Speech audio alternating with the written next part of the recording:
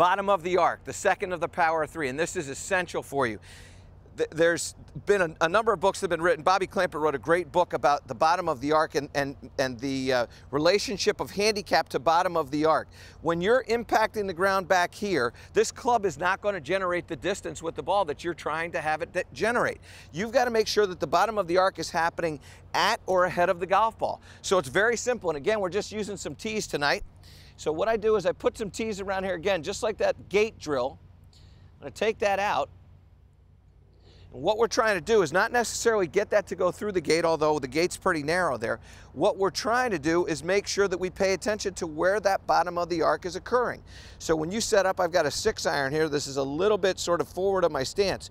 What I don't want to do is impact the ground back there. You can get in there and you can see where that divot is occurring. That's well before the line of those tees. What we want to do is get that divot to happen on this side of the tees. When we start to make that happen, now all of a sudden we're going to impact that ball properly, and we're going to get that ball to generate the distance that we're looking for, okay? Now, how do we do that? Third part of the power of three. We're not going to leave you hanging. The way this happens is with your body rotation. So many of you are sitting here hitting this shot, and what you're doing is you're hitting it with your arms, and as you start to try to lift this up into the air, the bottom of the arc is happening back there. What we want to do is we want to create body rotation. And when I say body rotation, I'm not talking about the lower body. I'm talking about the upper body. I want the upper body to carry the club. My arms are attached to my shoulders here in the upper body, and my arms and hands are related, newsflash, and that's what's holding the golf club. So what we have to do is we have to get the upper body to carry the club through the shot. So as I start to carry this club through the shot, now all of a sudden my divot is happening on that side of the ball. All right, so now we're going to put in another tee here. Now we're going to put it all together here. So I'm going to get some good posture. I'm going to focus on making sure that that divot is happening in front of the line. I'm going to let my body rotate here. Always get a target. So we got our target right here. Now, body rotation. And we strike the ball. I hit that so good. Yeah, thank you very much. I got to do one more. I didn't even get a divot here, Schultze. Let me get a divot for him. Let me get a divot for him. I got a divot, but it doesn't show you that much there. You can see it's out front there, but I got to get a better one.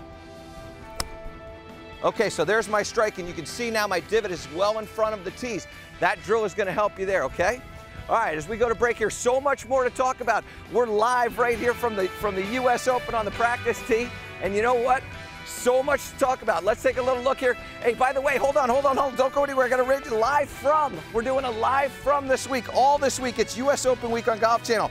And live from the U.S. Open begins Tuesday at noon with player news conferences. Our experts will break down all the news and tell you everything you need to know about the week ahead. It's complete coverage of the U.S. Open all week long on Golf Channel. Stick around. You're watching The Fix.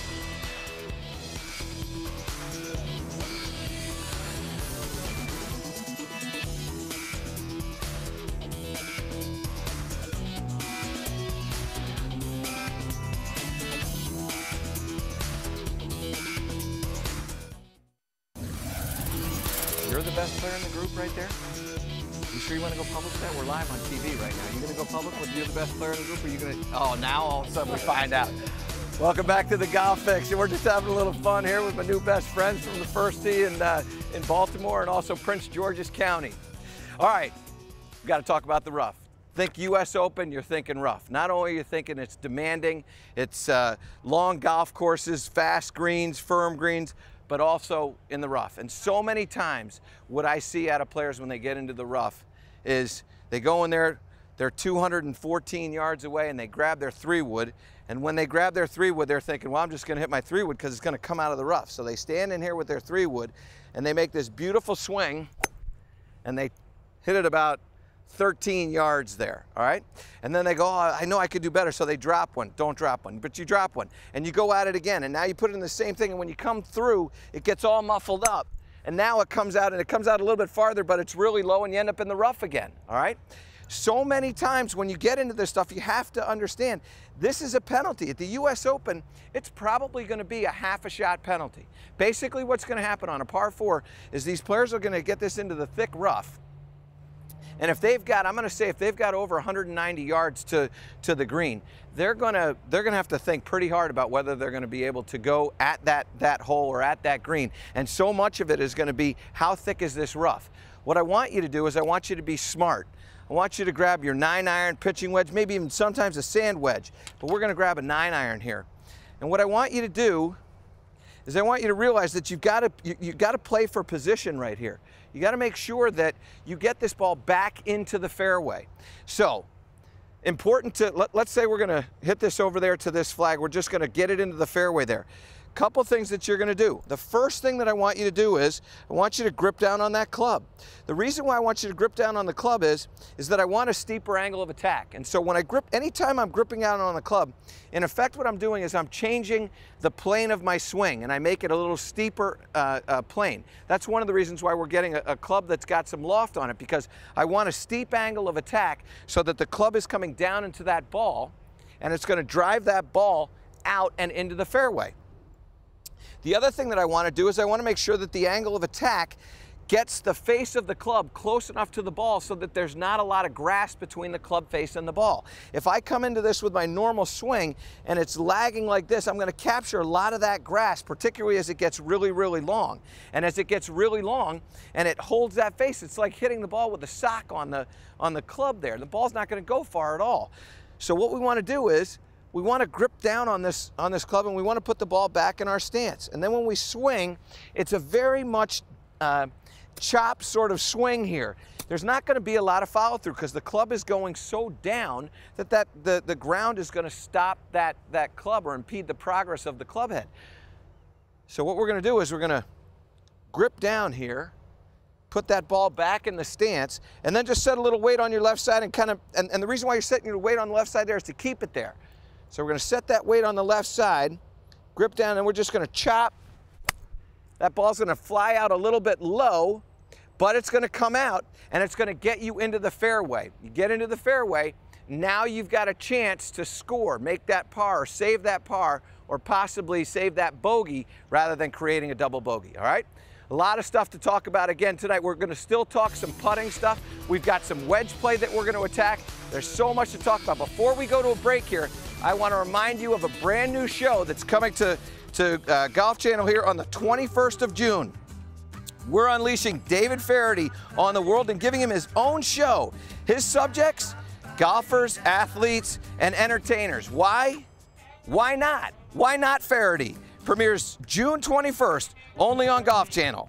We'll be right back on the Golf Fix.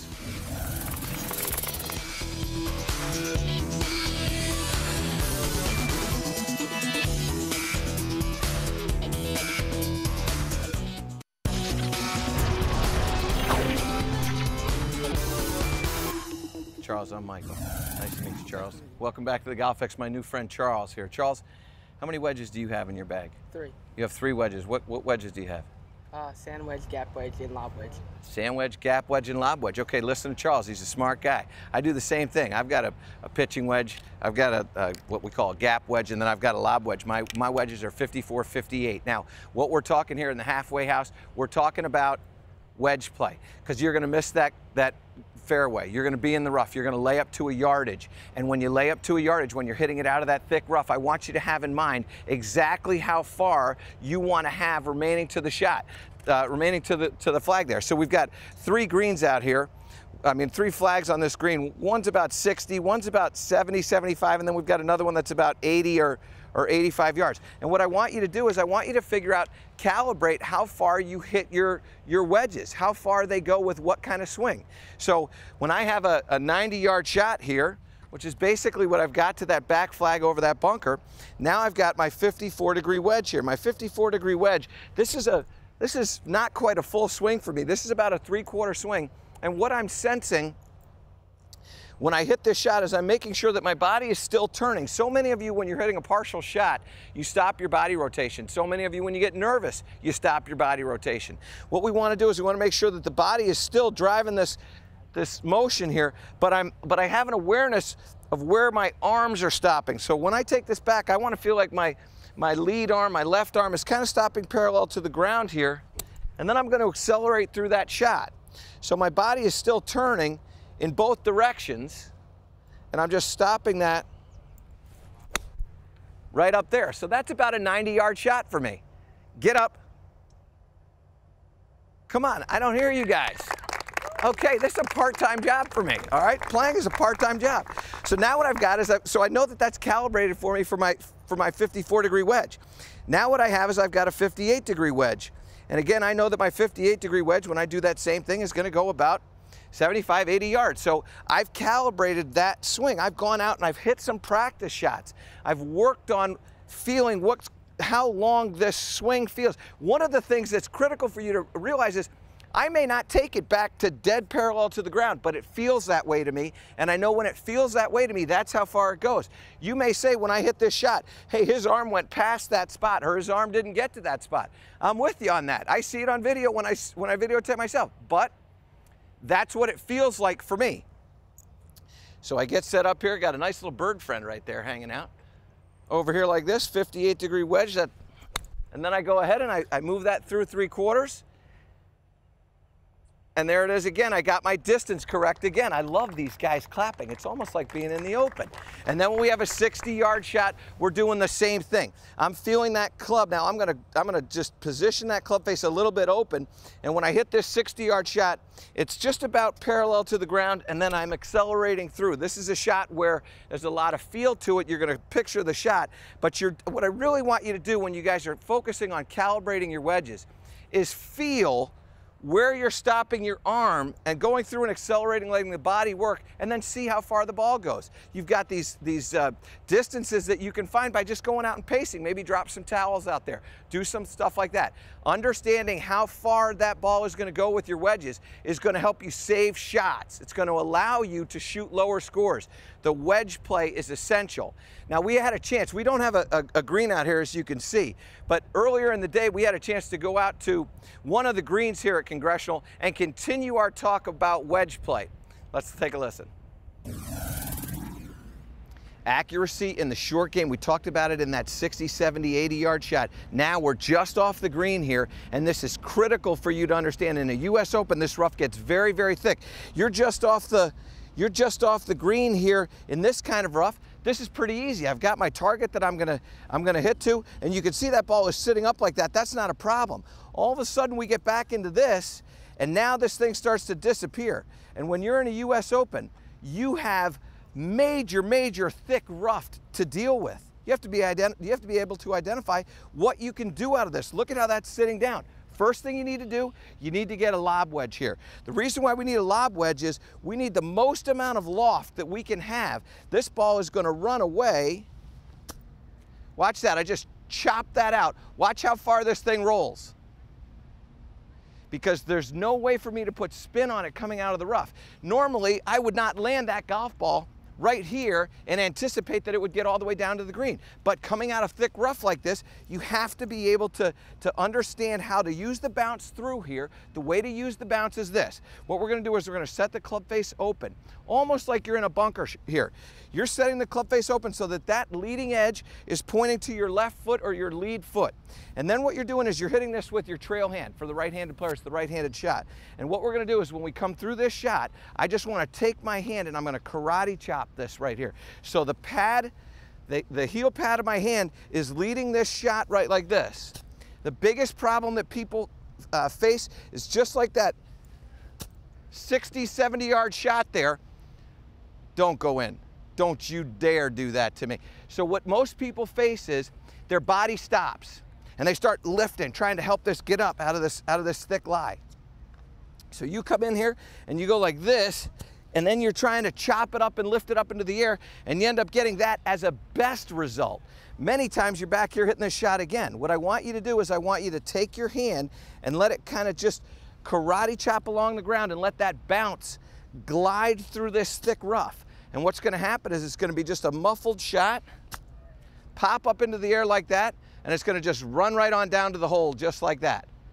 Okay, so when you get into this rough, you're going to concentrate on using the bounce of this club. Make sure you've got a lob wedge. Use the bounce of this club and then karate chop that shot with your trail hand right there so that the face doesn't turn over. Use the bounce, and you'll find that when you're in this thick rough, it might not be so rough.